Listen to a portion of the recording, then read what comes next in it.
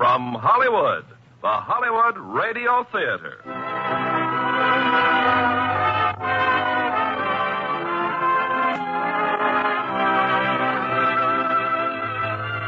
Starring Ginger Rogers in It Grows on Trees with Marcia Henderson and Greg Palmer. Ladies and gentlemen, your producer, Mr. Irving Cummings. Greetings from Hollywood, ladies and gentlemen.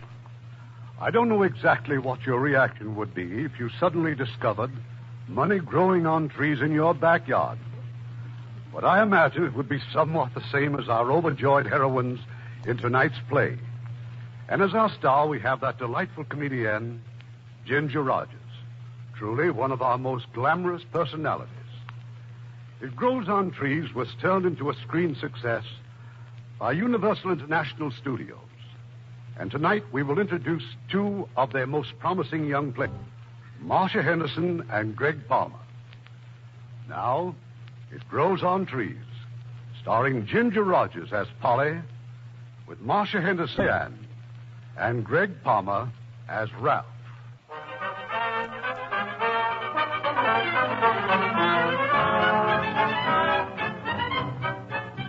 It started off like a perfectly normal day for Polly, the usual early morning scramble involving 3 children of various dimensions, 1 loving husband, that's me, and the daily battle to get us out of the house on time.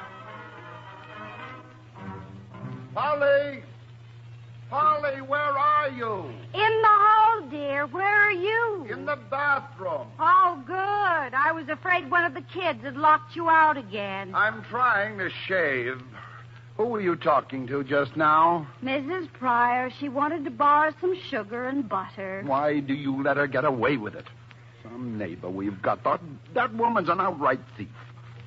Well, what I really wanted to know is what happened to this window. Where's the screen? Well, it was all rusted, dear, and full of holes, so I gave it to Mr. Gonzalez to fix. Well, it's windy outside. Look at the dust and stuff blowing in here. Well, then put the window down. I tried. I suffocated. Well, then put it halfway down. Oh, Phil, really?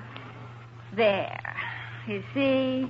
It still blows in. Diane, dear. I'm getting dressed. Well, hurry, dear. Help Flip and Midge get started on breakfast. Oh, and take Midge's best shoes down to her, will you? Best shoes? Well, Midge can't possibly wear her school shoes, dear. She's worn them out. Again? Well, we'll find the money somewhere, I suppose. Oh, and don't forget to leave me $3 for Mr. Gonzalez. $3 for one little screen? I'll pay you out of next month's house money. That makes $1,603 you owe me out of next month's house money. You talk as though you don't trust me. Darling, I trust you with my life, my honor, and my children, but not with $3 for the simple reason I can't spare it. Oh, really, Phil, at times you have a very peculiar sense of humor. I don't see anything funny about it either. What's the idea? What idea? The $5 bill on the windowsill. The $5 bill on... How did that get there? Well, you put it there. I certainly did not. That is not my money. If it were mine, I assure Not you... yours? Good. Thank you, dear. Polly, I'm serious.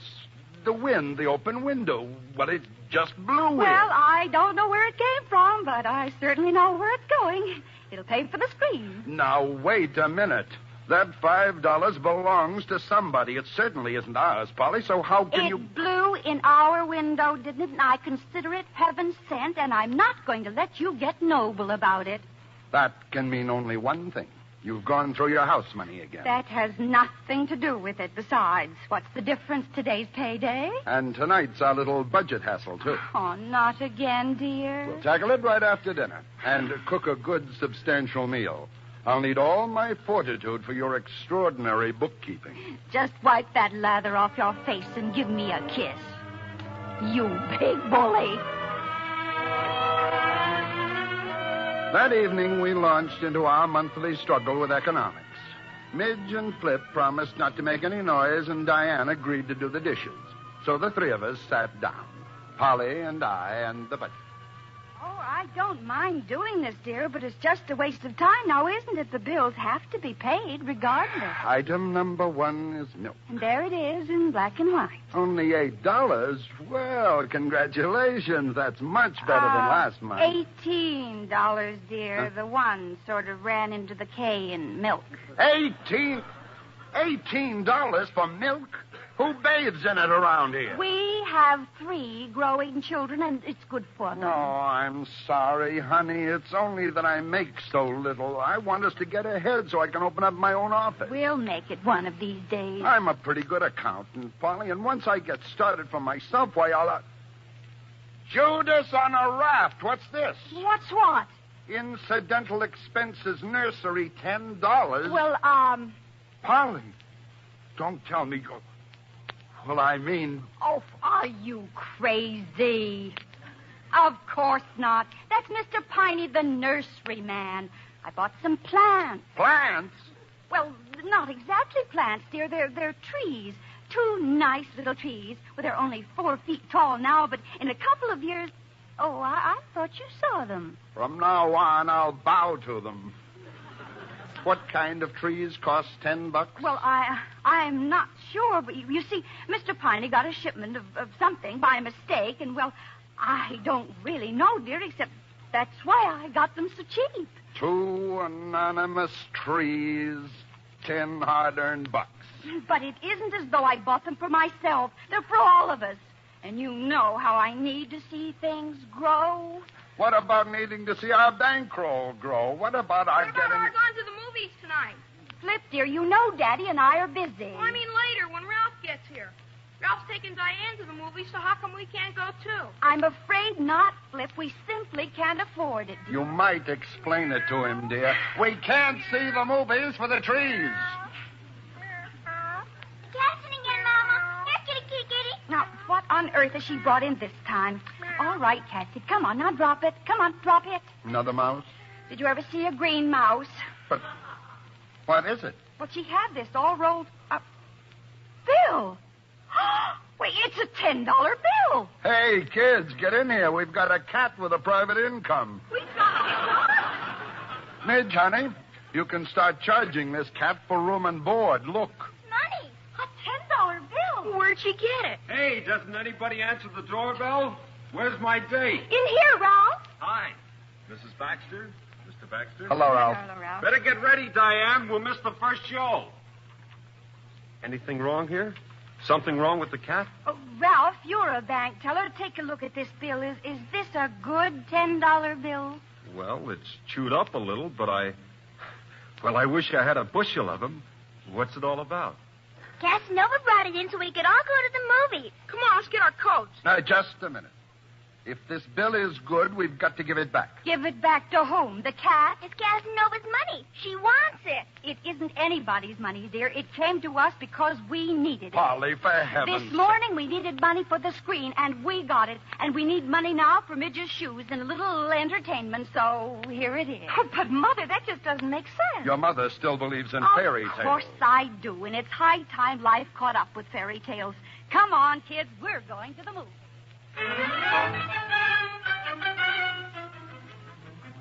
A $5 bill in the morning and a $10 bill at night.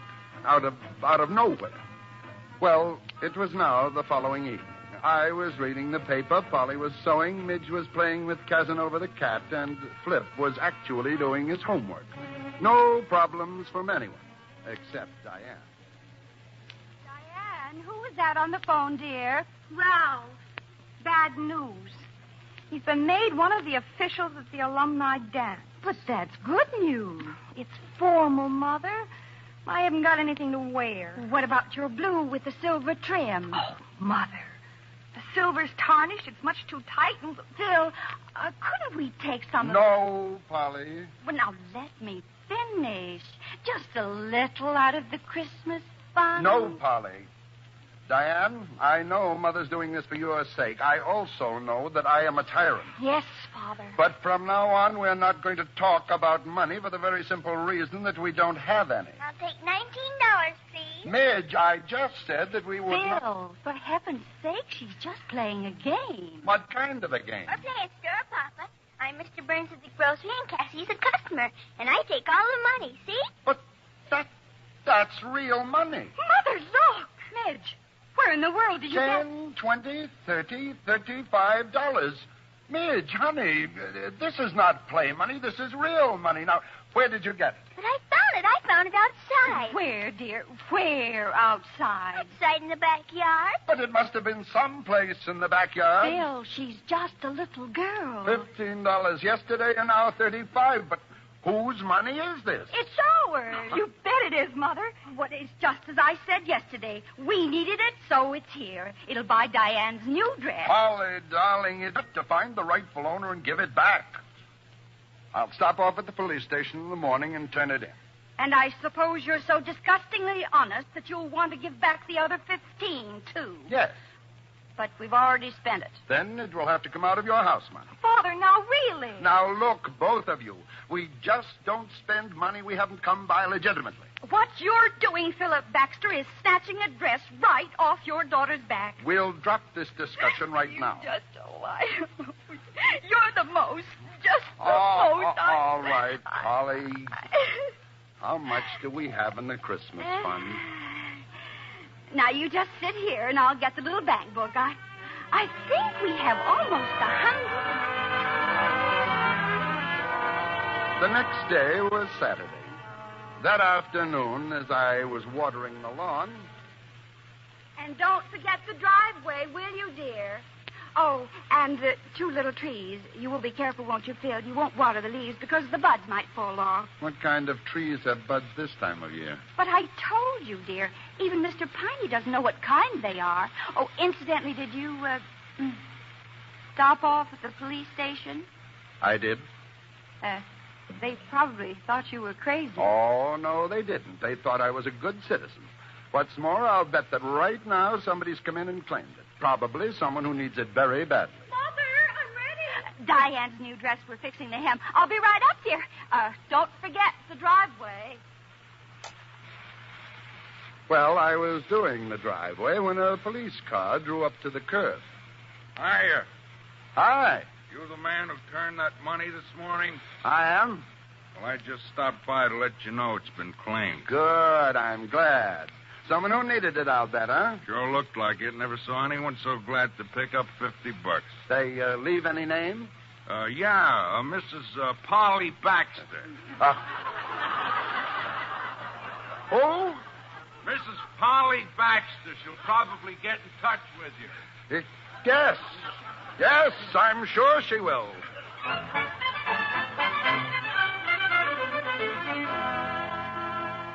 Now, stop it, Phil. Stop it at once. If you've got to yell, come in the house. I am not going in the house or anywhere until you tell me why. Why did you go to that police station? Because the money is ours. That's insane. And we needed it very badly. There are some things I didn't want to tell you, but... Now I'll have to go back to the police and tell them my wife's a thief. I didn't want to tell you because, well, you've been so worried already about money. I'll have to confess to them that my wife, my own the wife... doctor says that Midge has to have her tonsils adenoids out this coming week, and I thought that $50 would help pay for it. Polly, will you please listen to me? No.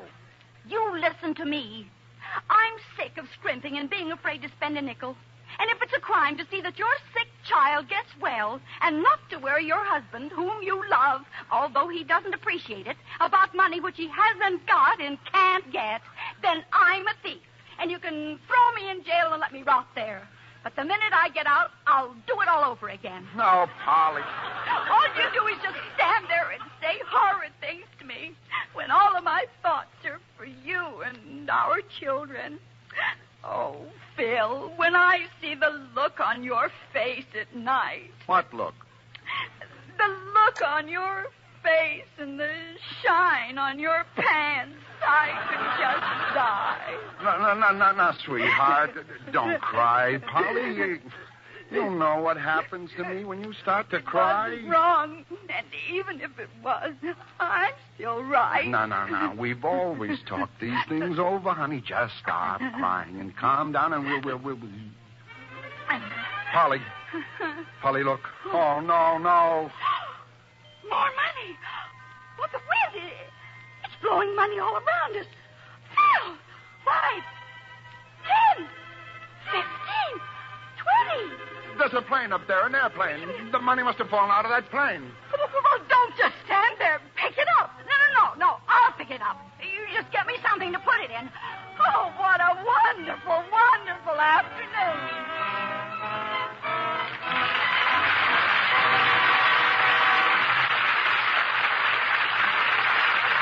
Act 2 of It Grows on Trees in just a few moments. Make a friend, and you make an ally. There's a thought for you to keep in mind, as many another American has. Since the end of World War II, many American cities have adopted European ones, mainly through the work of a citizen group in New York called Operation Democracy. One of the greatest ties of friendship has been made between American cities and towns in Holland. The people of the American cities supply their Dutch friends with clothing, food. And during the floods early in 1953, the Americans won the undying gratitude of the Hollanders for their help. Several of the American communities have raised money to send a community ambassador to visit the European town they've adopted, and the children keep up a two-way correspondence. To date, several hundred towns in the United States are in contact with others overseas, and the number is steadily increasing. These contacts include towns in 13 European countries, as well as Japan and Hawaii. Recently, 3 more countries were added: Norway, Yugoslavia, and India. And arrangements have been started to include Turkey, Spain, and Peru. Americans in every walk of life have done something to satisfy their desire for international friendship. And you, too, can learn, as they did, that by helping others, you help your country. Now, our producer, Mr. Cummings. Act 2 of It Grows on Trees, starring Ginger Rogers as Polly, with Marcia Henderson as Diane, Greg Palmer as Ralph, and Ted DeCorsia as Phil.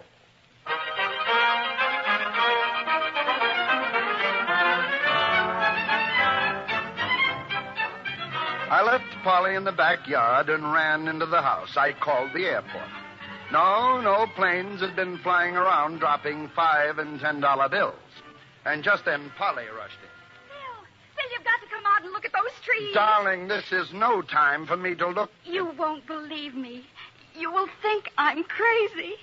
The buds, the little buds have opened. Well, that's fine, dear, but what's a little more important is where did that money come from? That's what I'm trying to tell you. The trees. Instead of flowers, they're $5 bills and $10 bills. Phil, you don't believe me. About the money. You are not to spend 1 cent of it. That is an order. But Major's tonsils. We'll borrow on our insurance. Now, what did you do with the money? It's in the kitchen cupboard in the salad bowl. See that it stays there. There's some more of it in the cookie jar. Quite a bit more. Polly, you're not to mention this to a soul. Not until I've figured out something. Just as you say, dear. Oh, my, but this is fun. I don't know how much money rested in our kitchen cupboard that night. All I know is that by bedtime I still hadn't reached any sort of a sensible conclusion. It's a lovely night, Phil. Did you notice how bright the stars are? One thing is certain. No one is just throwing money away. Polly, have you heard of anyone else finding money? And such a big yellow moon. Are you listening? Of course, dear. They couldn't have found any. Why couldn't they have? Because I would have heard about it. Well, we'll just give it to charity or something. Good night, honey. Phil, suppose it did. Suppose it did what? Fall out of the trees or grow on trees. Oh, Polly, please. Well, could we spend it? Of course not. Look, honey, I'm awfully tired. But why couldn't we spend it? Because it wouldn't be money issued by the government. But if it looked like the government had issued it, I mean, supposing you couldn't tell. Money like that could upset the monetary balance of the United States. It could cause a lot of trouble for a lot of people, including us. Well, I don't see why. It wouldn't be legal, that's why. Now, please, go to sleep.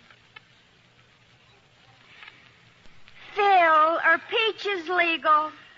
What have peaches got to do with it? Well, if someone grew peaches on a tree and then he sold them and got money for them, the government wouldn't object to that, would they? No, they would not object. Well, then why would they object if someone found or grew money and exchanged it for peaches? It's the same thing the other way around. Well, isn't it? I am taking this pillow. I am placing it firmly over my face, and I am going to sleep. Phil, just one more question. I promise that's all. Yes, dear. What's the name of the Secretary of the Treasury?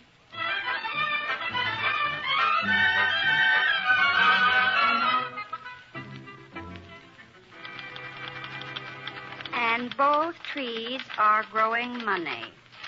The tree nearest the garage is in the shade and produces $5 bills. But the other one gets full sun and grows $10 bills. I've already used some of the money.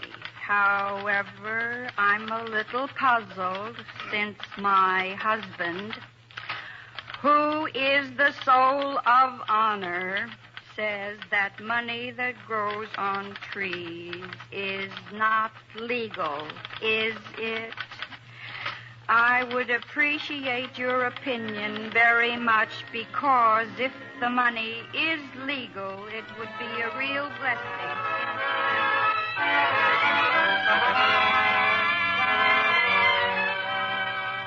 Now, if you'll just read that back, Miss Fletcher, please, from the beginning. Yes, sir. Dear Mrs. Baxter, in reply to your very interesting and unusual communication, may I say that if you are in possession of trees which produce the currency of our country, and if it meets all our standards, it is my opinion that the money is perfectly legal. You're joking, aren't you, sir? Oh, no, I'm not. If her money meets all the standards. What's wrong with that? Sorry, Mr. Murchison. Now, a new paragraph. If you could send us some cuttings from your money trees, perhaps we could plant them in back of the White House. This would please the president, I'm sure, since he would no longer have to send budget requests to Congress, a procedure which he frequently finds very discouraging. Thanking you in advance, I remain, etc., etc. Mr. Murchison, are you really going to send this? Why, that poor woman's liable to take it seriously. Just as seriously as I take the information that money grows on trees. But now, type it up.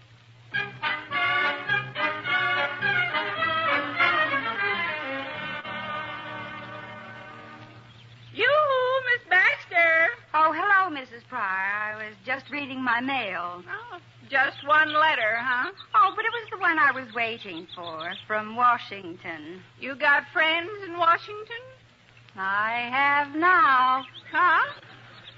I was wondering, well, since you're my nicest neighbor, you got any extra milk? Sorry, we used it all at breakfast. Oh. Well, then I guess there's no use borrowing a cup of oatmeal. No. It's not very good without milk, is it? Say, I've been wondering about those trees of yours. What about them? You've been covering them up so careful with those old sheets. Seems to me it's too early to be worrying about frost. Oh, well, they're very delicate, you know. What kind did you say they were? Oh, well, they're a sort of mint. Good morning, Mrs. Pryor.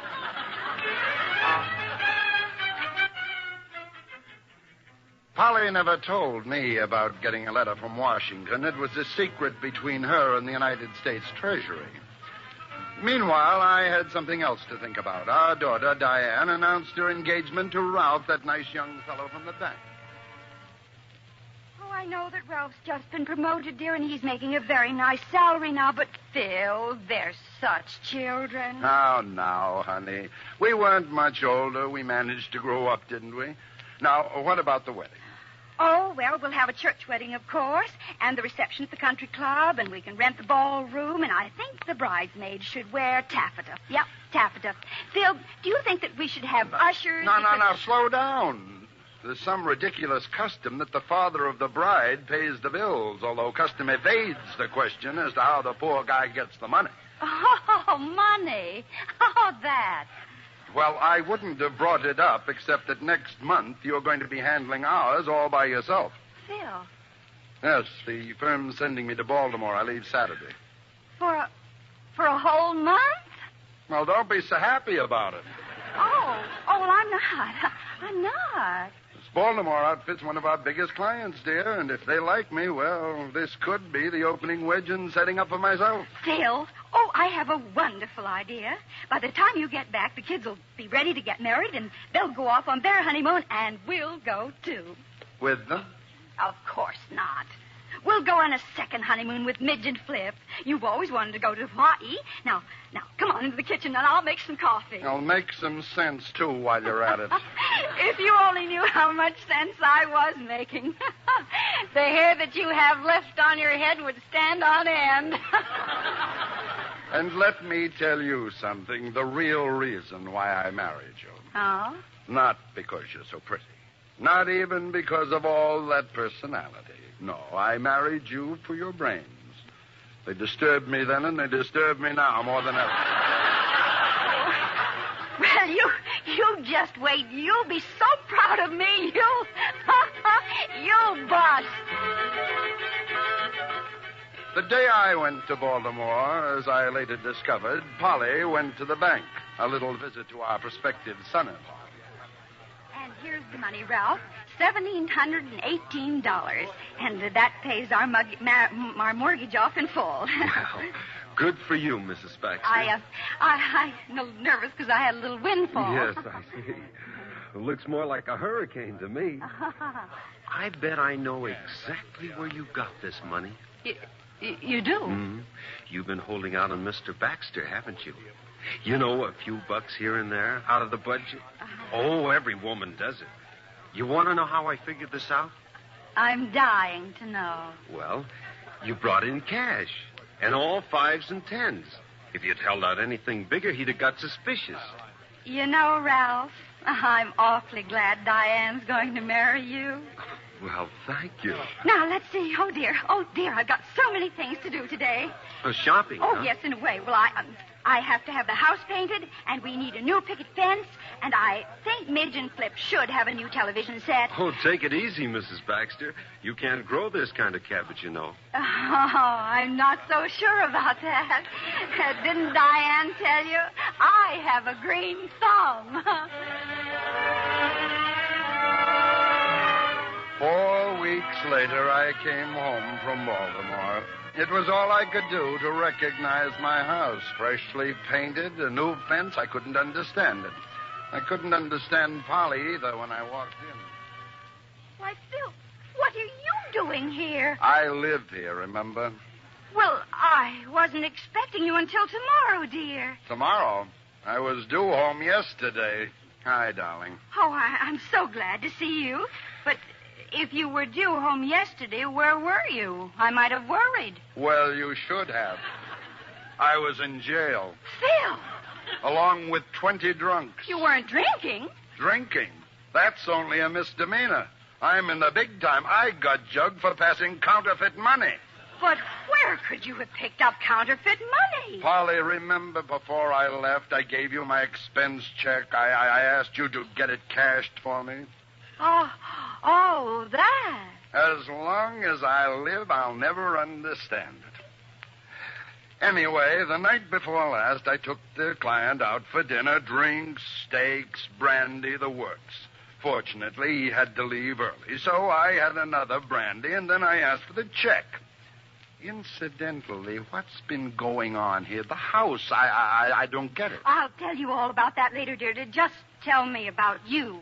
Well, I pulled out my wallet, all 5s and 10s, remember? And then the darndest thing I ever saw. What? One of the 10s broke right in half. Another 10 was kind of curled around the edges. When I tried to straighten it out, it just crumbled to bits.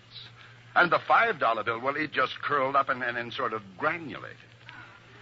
Granulated? I looked in my wallet again, and it was full of crumbly bits of stuff like dust and ashes. No, it isn't possible. That's what I told the cops when they came for me. The client had to spring me. Here, just look in my wallet. You see? I'm going to take it down to the bank in the morning, see if I can't get them to replace the money. Now, what about the kids? Are they all right? Oh, just fine, dear. They'll be home soon. And what about all this redecorating? Phil, you must be awfully tired. Why don't you take a shower and a nice long nap? Well, I am kind of bushed. Maybe I won't even call you for supper. Polly, you know what that stuff in my wallet reminds me of? Dead leaves. Dead leaves? Now, you tell me, how could that happen to money?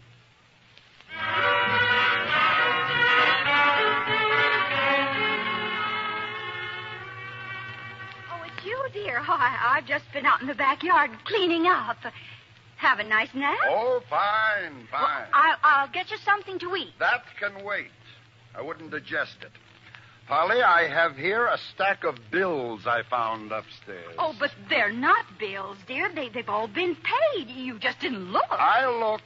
Washing machine, television set, painting, fence, draperies, all paid in full. But how? What with? Oh, well, not now, dear. There's something I want to see on the back porch. It'll keep. I hope so. What I want to know is where. Where I got the money for everything. Well, I just can't tell you. I got it honestly and legally, only you'd say it wasn't, and you'd want me to stop spending it or give it back. If you came by it honestly, why should I object? Because you're just too ethical and righteous and wrong. Besides, things are happening which I didn't expect, and, well, you've got to give me time to work them out somehow. You sure you wouldn't like a little sardine sandwich or a nice time, bowl? Ralph. Just go away and leave me alone. Diane and Ralph. But, honey, I didn't say your mother was a thief. Diane, come in, please. Hello, Daddy. Oh, Mother, he did. He did say that you're... I didn't. I only said... He said that you gave him some bad money, and that's why he's been demoted at the bank. And now he can't marry me. Oh, my poor baby. Mrs. Baxter, please. All I said is that since I'm getting less salary again, we'll just have to wait. What he's trying to do is break off our engagement, which is just simply fine with me. It's just the way I want it. Only he needn't call my mother a counterfeiter in order to do it. Now, let's be calm, Ralph. Let's take it easy now, boy. What's all this nonsense about my wife giving you money? Any kind of money, let alone that. Well, sir... Oh, no. I'm not going to stand here and listen to him say it again. Diane. And don't try to shush me, Father. I'm too old to be bullied. And if you're going to let him stay in this house after the things he said about your loving and devoted wife, well, then you're no better than he is. We'll try it again, Ralph. Mr. Baxter, I'm not trying to break our engagement. Believe me, I love Diane. It's just that Mr. Sleemish, he's the bank manager, well, he demoted me on account of the money. But I didn't say that you were what she said I said, Mrs. Baxter, honestly. And I wouldn't tell him who you were. Oh, dear, oh, dear. I only said the money you gave me to pay off the mortgage was, well, it was sort of funny, Mrs. Baxter. You mean the installment on the mortgage, son? Oh, no, sir, in full. Paid it off in full. Only it wasn't any good. What was wrong with it? Well, sir, it crumbled. Mr. Sleemish didn't like that at all. Crumbled, sort of granulated? Yes, sir. Never saw anything like that in my life. Ralph, not $5 and $10 bills. How did you know? I have moments of clairvoyance. Well, I guess I started something all right. I just don't know what to say, believe me. But if anything happened to me and Diane, and if this wasn't going to be my family, well, I just couldn't take it. Well, Polly, don't you think it's about time you told me where you got this unhappy money? It grows on our trees. I beg your pardon. It does.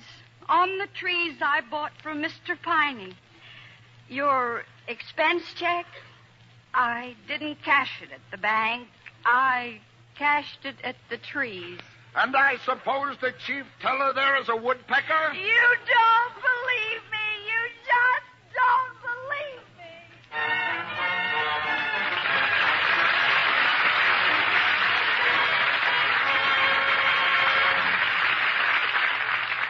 We'll return to Act 3 of It Grows on Trees shortly. Make a friend, and you make an ally. There's a thought for you to keep in mind, as many another American has. That's a thought which the 4-H clubs of America had in mind when they began sponsoring the International Farm Youth Exchange. The main purpose of the IFYE is to select young farmers or those who've majored in university agricultural courses whom they send abroad for short periods to work with the people and promote understanding and friendship. Last summer, for example, 3 young California farmers were chosen to spend 4 to 5 months in Ecuador. While there, they visited farms, discussed agriculture with the people, and lent what assistance they could. The work of these grassroots ambassadors, as they are called, is voluntary, for although their trips are sponsored by the 4-H clubs in their neighborhood, the major portion of their expenses is paid by the young farmers themselves. Their work can in no way be considered charity because they learn as much from people in other countries as those people learn from them. Yes, members of the International Farm Youth Exchange have learned the secret of international understanding, that by helping others, you help your country.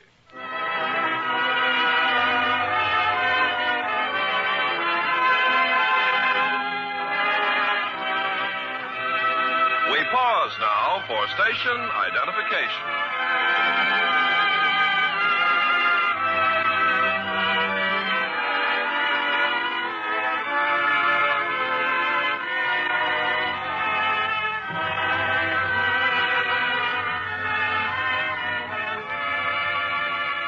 Curtain rises on Act 3 of It Grows on Trees, starring Ginger Rogers as Polly, with Marcia Henderson as Diane, Greg Palmer as Ralph, and Ted DeCorsia as Phil.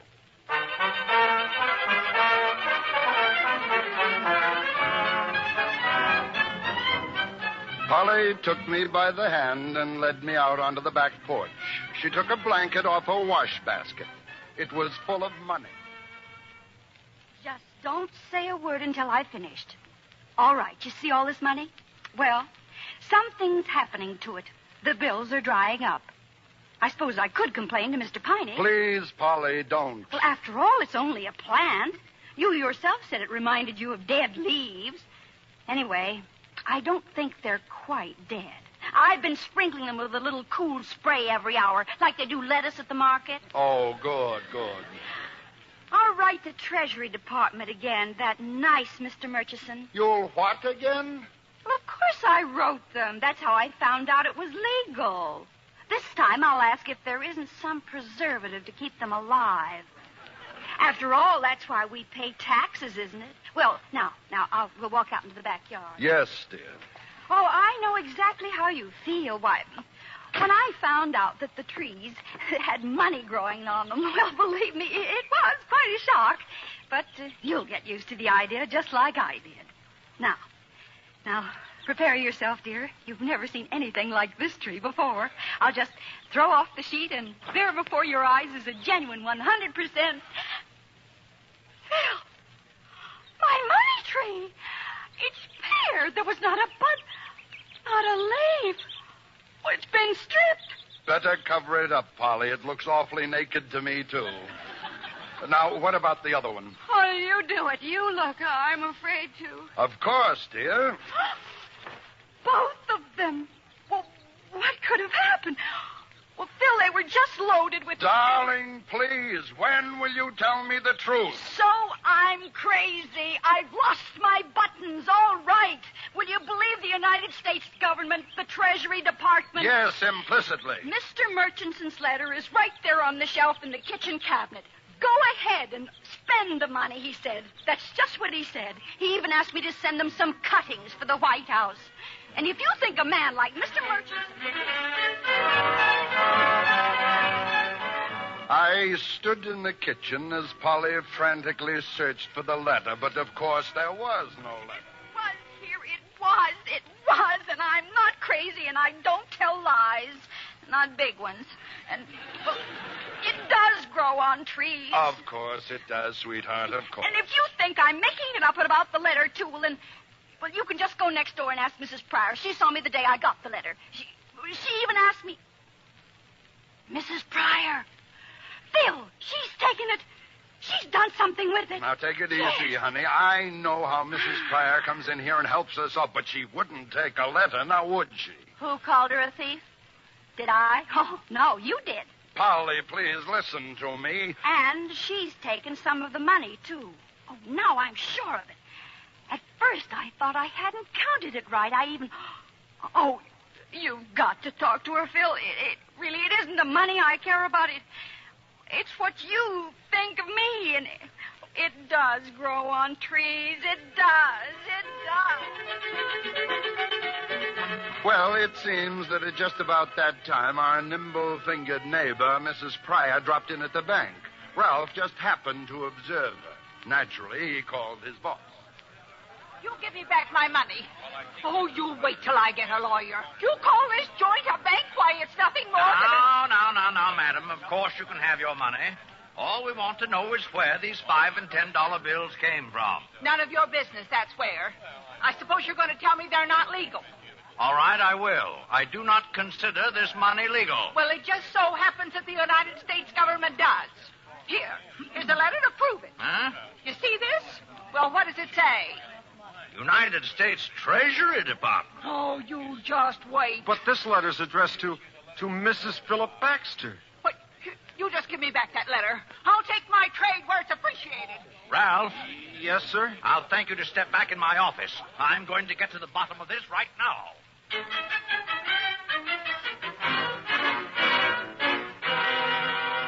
And Ralph wasn't joking, Mother. I've just been down there. He's in jail. Ralph's in jail. But what did he do? He kept his mouth shut, that's what. He won't say a word. He's protecting you. And that money you gave him for the mortgage. Oh, now, baby. They're not going to keep Ralph in jail. I just won't let them. What can you do? Well, I'm going down there and get him out right now. And don't you worry. If I don't come back, dear, explain it to Father, will you?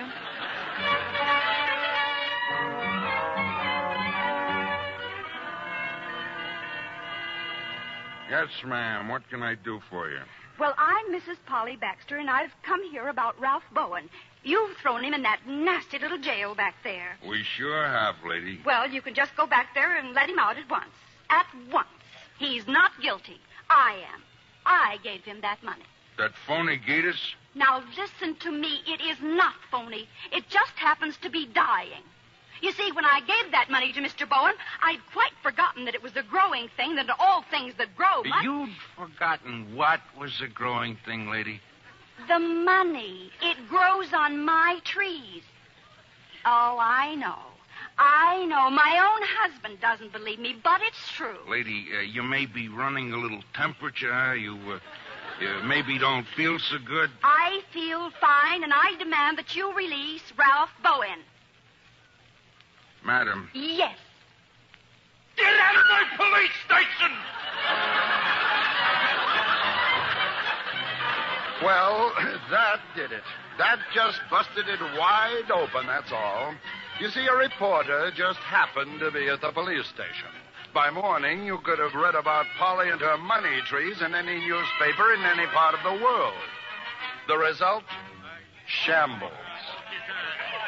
Get your tree inspector badges, folks. Get your tree inspector badges. Here you are, only 2 bits. Who wants one?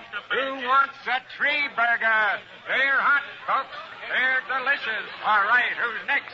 They're hot, they're nourishing, they're delectable. Just a minute, Bob. Where do you think you're going? Home. I happen to live here, officer. You, her husband? Yes. Gee, that's a shame. Here you are, ladies and gentlemen. Get your souvenirs. Get your branches from my tree. Here, only 10 cents. Buy a branch from my tree. Midge, flip. Hiya, Pop. Where are we making money? These branches, you mean these came from Mama's trees? Pop, not so loud. They're from the trees out front here. But that's not honest. Well, there are trees, too, ain't they? Get your souvenirs. Genuine branch.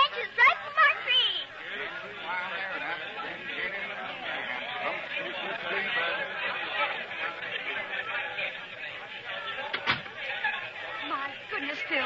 You've never seen anything like it. Why, the phone hasn't stopped ringing all morning. I finally had to take it off the hook. Polly, do you know that flippin' Midge, you're practicing petty larceny on our sidewalk, on your public? Now, where's Diane? In jail, dear. What's she done? Nothing. She's waiting for Ralph. They're going to let him out on bail. Well, where do we go from here, Polly? Well, now that you ask me, Never dear, mind, I know where. I'll take Ralph's old cell, and you can double up with Mrs. Pryor. Phil, look. The window, there's a car turning into our driveway. And that license plate. Oh, my. United States government. We met them in the backyard. Mr. Murchison from the Treasury Department, Mr. Leatherby from the Internal Revenue, and Dr. Burroughs, Botanical Research. And I'm Polly Baxter. Well, gentlemen, this is a great honor, I'm sure. At the risk of sounding rude, Mr. and Mrs. Baxter, it's my opinion that this whole thing is a hoax. These two trees, why, they don't even look capable of growing leaves, let alone money. What's your opinion, Dr. Burroughs? Well, they're probably deciduous, Mr. Murchison, which means they lose their foliage this late in the season. Oh, no. It was all Mrs. Pryor. She picked them there. Well, you must have read her confession. It was in all the newspapers. Polly, please. Mrs. Baxter, do you actually believe these trees grow money? Of course they do. Why else would I have written to you about them? Very, very curious. In all my experience, I've never run across this particular species. You see, the buds, well, they're just like tulips. Ah. And when they open, inside, each was a lovely little green $10 bill. And on that one, $5 bills. Fascinating. Oh, we've got to put a stop to this, Mrs. Baxter, and you're the only one who can do it. But how? By issuing a statement that was all a deliberate hoax. Oh, but I couldn't do that. It wouldn't be the truth. Besides, Mr. Murchison, if she did, well, there's the letter you signed. You not only condoned, you also encouraged, which makes you an accessory and equally culpable. I am not going to let you make Mrs. Baxter your scapegoat. Thank you, dear. That was very nice of you. Mr. Baxter, have you actually seen money on those trees? No. But my wife, and I've had her nearly 20 years, and I should know her by now, is an honest woman. And if she says her trees grow money, then her trees grow money. But, my dear sir, it sounds like a... Like a wish come true. And that's exactly what it was. And that's what makes life so full of wonder. Does anyone know what she's talking about? I'm talking about wonder. Personally, I wouldn't want to live in a world without it. And the world does have it, you know. It's just full of wonder. Except people forget. Or even when they grow up, they meet it and they call it phony and fake. Gentlemen, I have a wonderful news. Well, Burroughs, what is it? I re-examined the trees, and one of them, the $10 tree, is expecting. It has a bud on it. A bud? Money bud? Well, pick it off. Open it. Oh, I should say not, Mr. Leatherby. Why, it's much too early. When? About 5 days, Mr. Murchison. Oh, my. If the weather will only stay nice and mild like this for a few days. Oh, it will. It just must. So what happened? It got wet and colder, rain and frost. Dr. Burroughs kept his patient as warm as he could, but on the 5th day, he staggered in with a bullet. Well, Burroughs? Oh, I'm afraid it's moribund, Mr. Murchison. An extremis. What's that mean in English? The bud is dying. Phil? Pardon me, please. I think I'll make a phone call. If anybody wants me, I'll be outside. I'm still trying, you know. Mr. Murchison made several calls. An hour later, a delegation of reporters and photographers crowded into our living room. And now, gentlemen, I can give you the statement you waited for so patiently. The bud has proved to be a washout. This not only vindicates us, but it takes the case out of the realm of abracadabra and makes it instead the willful passing of illegal money. Now, I spoke to the Attorney General. Found it. Oh, it's And I asked him to take immediate action against Mrs. Polly Baxter. The Attorney General told I'm dying. As a matter of fact, we're going downtown this afternoon and pick out our trays. Miss Baxter, I am... Oh, sorry. Excuse me, please. Pardon me. Oh, Ralph, isn't this wonderful? Oh, in the bedroom. It's going to be perfectly dreamy. Baby blue organdy. Oh, no. Oh, Phil, did you hear baby blue organdy? Mrs. Baxter, won't you please... Oh, come on, Ralph. We'd better hurry. See you later, huh? Goodbye, Mother. Goodbye, Daddy. Mr. Murchison, isn't young love just wonderful? Now, all you gentlemen stay right here. I'm sure you'd like some coffee. I'll have it made in no time. Oh, what a day. Oh, hello, Dr. Burrow. Oh, it's a wonderful day, Mrs. Baxter. Simply wonderful. What's wonderful about it, Burrow? Something quite miraculous has happened. I've never seen anything like it before. Like what? Well, as you know, the bud was in very bad shape this morning. Quite hopeless, in fact. You told us that an hour ago. But what I didn't tell you is that it was also in a very critical condition last night. So, I plucked it off. And all night I kept it next to me.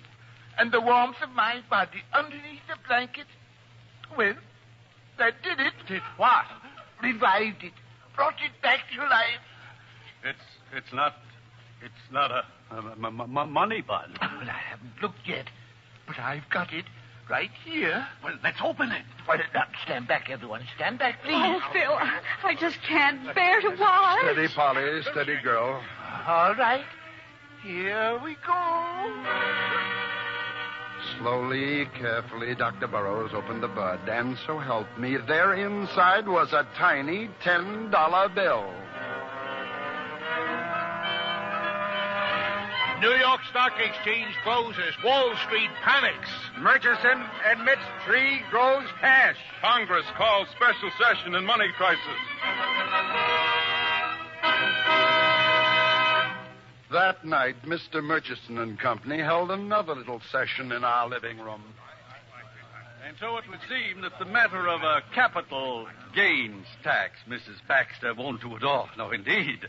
I'm afraid that now you'll have to pay the regular income tax. Well, don't worry, gentlemen. We should have a new crop by March the 15th. We'll pay in cash. This is absurd. All we have to do is appropriate the trees by due process of law. But according to the Bill of Rights, Mr. Leatherby, no private property may be taken for public use without just compensation. Well, naturally, we'll pay. How much and with what? With money? We grow our own. It seems to me that it's your patriotic duty to give up those trees so we can destroy them. They're a menace to the economy of our country. I never intended keeping them, and I've never approved of using the money. My wife will confirm that. We can have them then? Just a minute.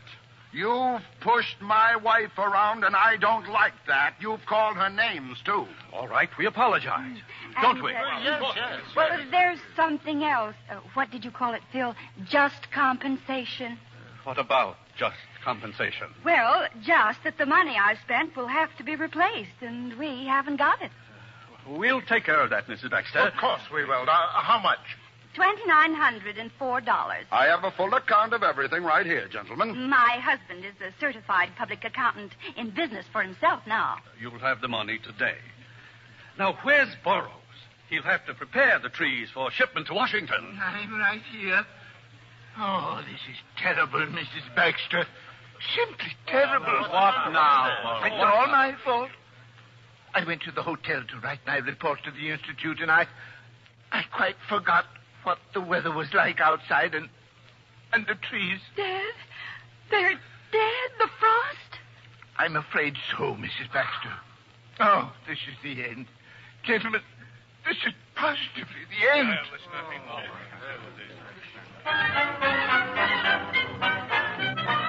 The end? Well, not quite. Just as the gentleman left, a delivery boy arrived. A package for Polly. Oh, Phil, isn't it just darling? And you know what? All it cost me was $6.40. Polly, what is that thing? What is it? Well, it's a lamp, of course. That piece of junk's a lamp? It's a lovely little antique lamp. $6.40, Polly, honey. Won't you ever understand? Just because something is cheap, that doesn't mean... Well, you just wait and see. Oh, I admit it's a little tarnished and battered maybe, but my goodness, once I clean it up...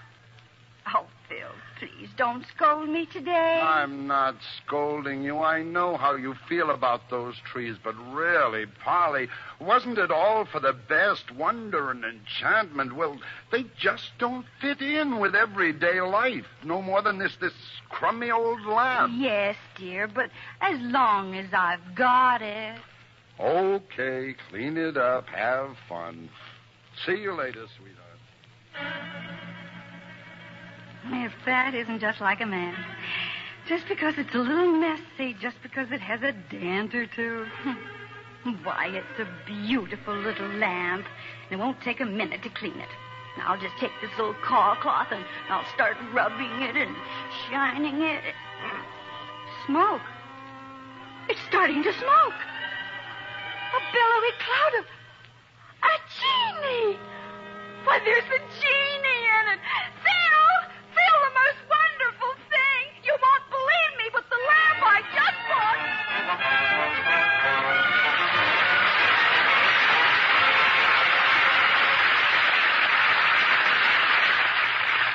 In a moment, Ginger Rogers will return. Up in Newfoundland, there's an Air Force base called Fort McAndrew.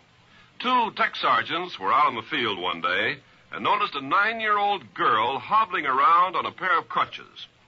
She was a polio victim and a cripple. Her father, whom they finally located after much questioning of the girl, was a civilian employee on the field. He had 8 children and simply couldn't afford the costly treatments that would be necessary to help his little girl. Well, that was enough for the 2 sergeants. They got up entertainments, collected donations, and, well, soon every enlisted man, officer, and civilian worker around the place was in on the project. They raised $4,300, enough to fly the little girl to the United States and provide treatments at Warm Springs, Georgia. Such acts by you and your friends today are shaping our world of tomorrow. Now, Mr. Cummings and our star. And we welcome Ginger Rogers to our footlights for a justly deserved curtain call.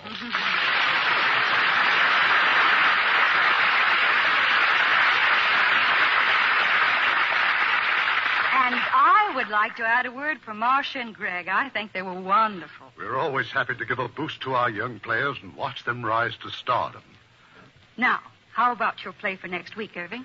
Our play for next week was first a Broadway success, then made into an excellent picture by J. Arthur Rank in England, and released here by Universal International. It's the Browning version. And as our stars, we have invited one of the most beloved couples in Hollywood, Ronald Colman and Benita Hume. Appearing with the Colmans will be Hugh O'Brien from Universal International. Oh, I wouldn't miss the combination like that. Good night, Irving. Good night. We had a wonderful time.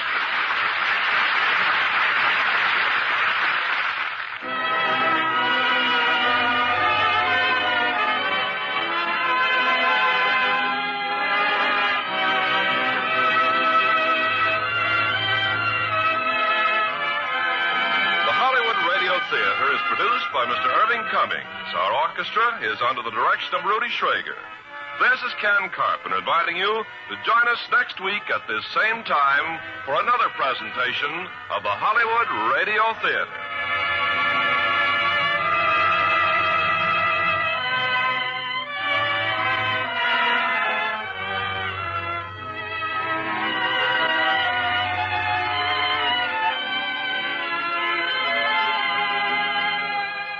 Radio Theater is a presentation of the United States Armed Forces Radio and Television Service.